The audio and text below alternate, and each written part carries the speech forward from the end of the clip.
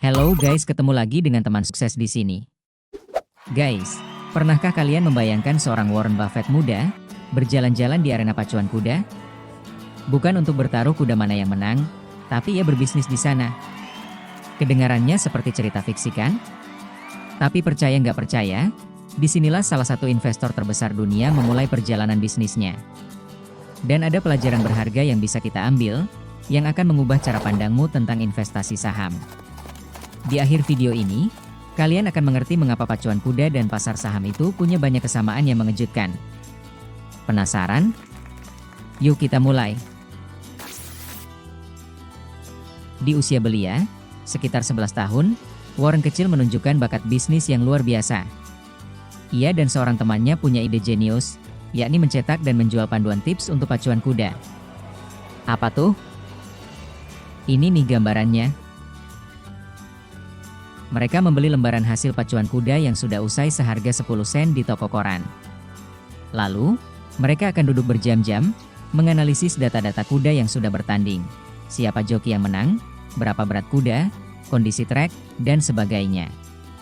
Mereka nggak hanya melihat statistiknya dari satu pertandingan saja, namun dari beberapa pertandingan pacuan kuda di masa lampau. Semua data itu dirangkum jadi satu dan dibuat menjadi buletin milik mereka sendiri. Dengan data yang mereka kumpulkan, mereka menciptakan buletin prediksi pacuan kuda sendiri bernama Stable Boy Selections. Buletin ini bukan hanya prediksi biasa. Di buletin ini mereka menyajikan rangkuman data dari pacuan kuda yang ada di masa lalu, dan kemudian memberikan analisis mereka untuk pacuan kuda di masa yang akan datang. Mereka menjual buletin ini kepada para penjudi pacuan kuda yang haus informasi, dengan harga 25 sen per lembar. Keren gak tuh? Anak kecil 11 tahun bisa memikirkan ide bisnis seperti ini. Bisnis ini brilian banget. Bayangin aja.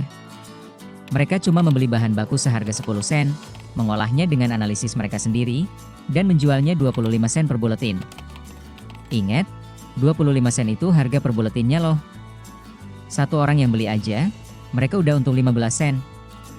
Modalnya kan cuma 10 sen. Ya kan? Semakin banyak yang beli, keuntungan mereka jauh berlipat ganda. Bener nggak? Namun sayangnya bisnis ini seperti banyak bisnis rintisan lainnya.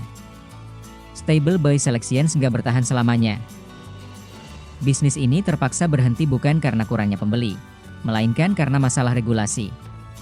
Ternyata, arena pacuan kuda tempat mereka berjualan memiliki aturan ketat. Mereka nggak mengizinkan adanya tipster atau penjual prediksi liar di dalam area tersebut.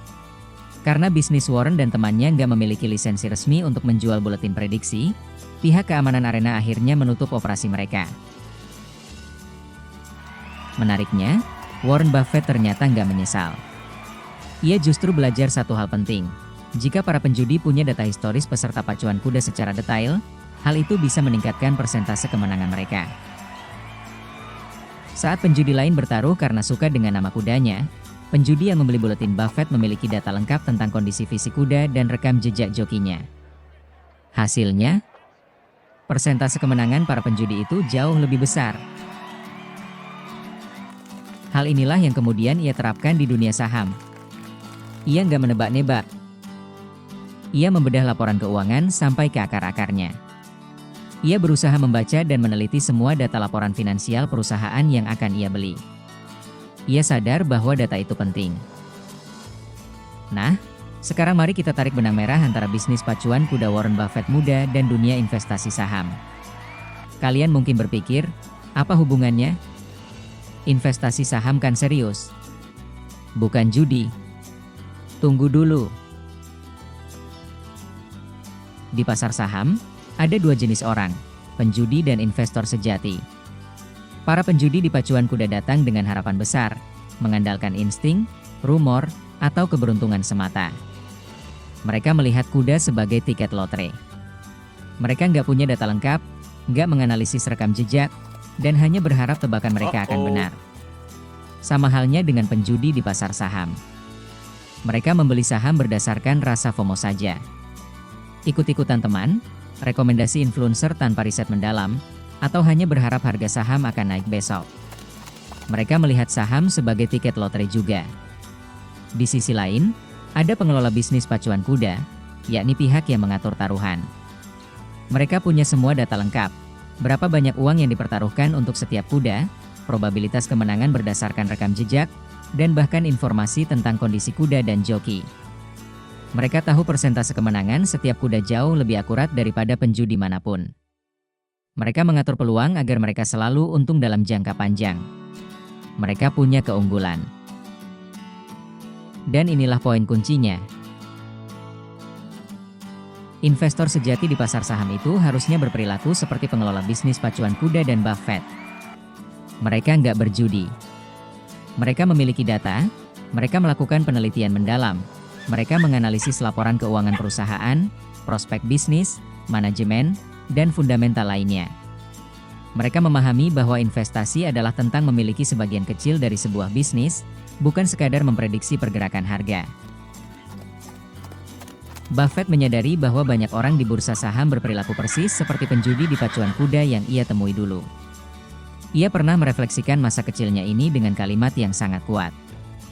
Buffett berkata, "Kami adalah penilai profesional. Kami berada dalam bisnis penyediaan informasi yang orang bersedia bayar karena mereka pikir itu akan memberi mereka keunggulan. Artinya, jadilah seperti Warren muda yang gigih mengumpulkan dan menganalisis data, atau seperti pengelola bisnis pacuan kuda yang punya semua informasi. Di pasar saham, informasi dan analisis adalah kuncinya. Orang-orang yang berinvestasi tanpa data, tanpa penelitian, tanpa pemahaman yang mendalam, merekalah para penjudi di pasar modal." Kalimat kedua darinya adalah, pasar saham itu seperti pacuan kuda. Kamu bisa saja punya kuda yang hebat, tapi kalau peluangnya sudah 1:10, itu adalah taruhan yang buruk. Sebaliknya, jika kamu punya kuda yang biasa saja tapi peluangnya 10:1, itu bisa jadi taruhan yang luar biasa. Artinya, di pasar saham ada begitu banyak perusahaan yang baik dan buruk. Perusahaan yang baik bisa saja memberimu peluang yang hebat, tapi jika harganya sudah terlalu mahal, itu bisa jadi investasi yang buruk. Sebaliknya, jika kamu membeli perusahaan yang biasa saja namun peluang peningkatan harganya adalah signifikan, bisa saja itu menjadi sebuah investasi yang luar biasa bagimu. Apakah kalian mengerti dengan kedua perkataan Buffett ini? Coba tulis di kolom komentar ya. Jangan lupa share video ini supaya kalian jadi teman sukses bagi mereka. Gue undur diri, see you next time, bye-bye.